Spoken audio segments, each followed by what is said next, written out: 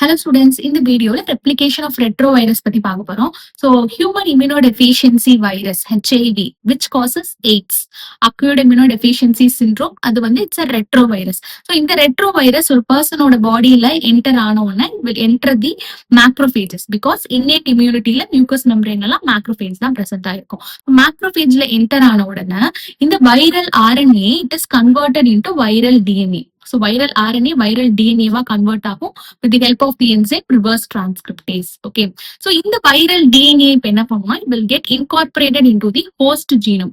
Host genome la poi incorporate agi, it will direct the host cell to produce more virus particles. So, new viruses நிறைய produce ஆகும். So, இப்போ the infected macrophage வந்து it will act like a HIV factory. So, ஒரு HIV factory மாதிரி act ஆகி it will produce more HIV viruses. Okay.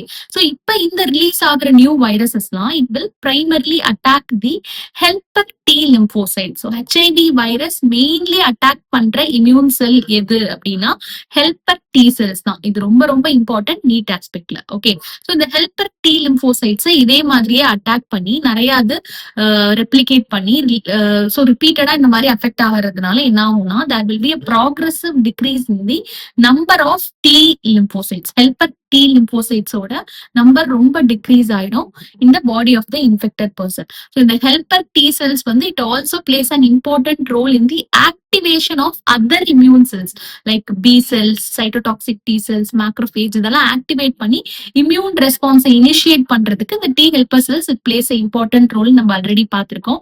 இப்போ இந்த T helper cellஸோட amount ரொம்ப பிளட்ல வந்து டிக்ரீஸ் ஆயிடும், WBC கவுண்ட் ரொம்ப லோ ஆயிடும். அதனால அந்த பர்சன் வந்து they will become more immunodeficient. அவங்க டிஃபென்ஸ் மெக்கானிசமே it will collapse. ஓகே, அதனாலதான் இந்த acquired immunodeficiency syndrome சொல்றோம்.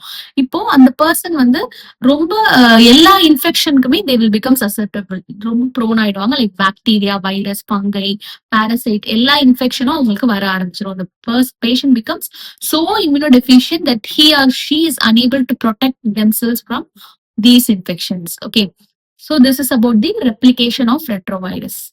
ஸோ இதை பத்தின மெயின் வீடியோ பார்க்கணும்னா ஹேண்டில் கீழே இருக்க லிங்க் பிரஸ் பண்ணுங்க. தேங்க்யூ.